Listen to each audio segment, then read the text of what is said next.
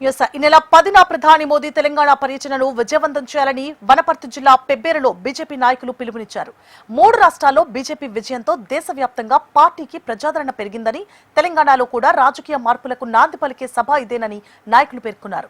తెలంగాణలో వచ్చే ప్రభుత్వం కూడా బీజేపీదేనని ధీమా వ్యక్తం చేశారు. దేవాదాయ శాఖ మంత్రి కొండ సురేఖ హిందూ దేవుళ్లపై చేసిన వ్యాఖ్యలను తీవ్రంగా ఖండిస్తూ ఆమె వెంటనే రాజీనామా చేయాలని డిమాండ్ చేశారు. కాంగ్రెస్ ప్రభుత్వం హిందూ వ్యతిరేక ధోరణితో వ్యవహరిస్తోందని ఆరోపించారు. భారతదేశ గౌరవ ప్రధానమంత్రి నరేంద్ర మోదీ గారు 3వసారి ప్రధానమంత్రి అయిన తర్వాత 5 రాష్ట్రాలు ఎన్నికలైపోయి 3 రాష్ట్రాలు దిగ్విజయంగా భారతీయ జనతా పార్టీ గెలిచిన తర్వాత ప్రజా తీర్పులో విశ్వసనీయత వ్యక్తపరిచిన తర్వాత ఈ తెలంగాణ రాష్ట్ర అభివృద్ధికి ఈ తెలంగాణ రాష్ట్రం కూడా మా వంతు అభివృద్ధి చేస్తున్నామని తెలియజేయడానికి, ఎందుకంటే కేంద్రం నుంచి వస్తున్న నిధులని ఈ రాష్ట్ర ప్రభుత్వం ఎక్కడ లెక్క చూపట్లేదు, ఎక్కడ కూడా కేంద్రాన్ని అని తెలియజేయట్లేదు.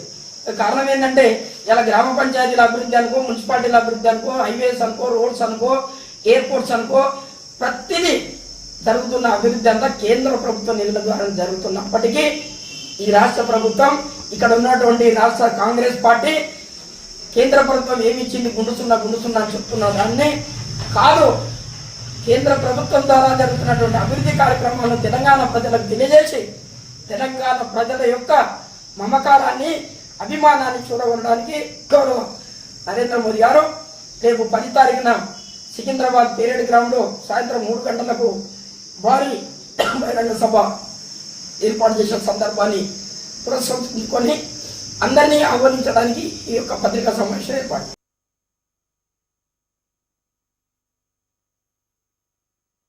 ప్రధానమంత్రి అయిన తర్వాత మొట్టమొదటిసారిగా తెలంగాణ రాష్ట్రానికి హైదరాబాద్ నడుబొడ్డుకు వస్తున్నాడు. రావడానికి గల ముఖ్య కారణాలు, తెలంగాణ రాష్ట్రంలో దాదాపు 10,000 కోట్లతో తెలంగాణ రాష్ట్ర వ్యాప్తంగా అభివృద్ధి పనులకు శంకుస్థాపన చేయడమే కాకుండా ప్రజలను ఉద్దేశించి, జాతిని ఉద్దేశించి ఆయన ప్రసంగం కొనసాగుతుంది. అదే కాకుండా సాయంత్రం 5 గంటలకు రాజకీయ సభ నిర్వహించడం జరుగుతుంది.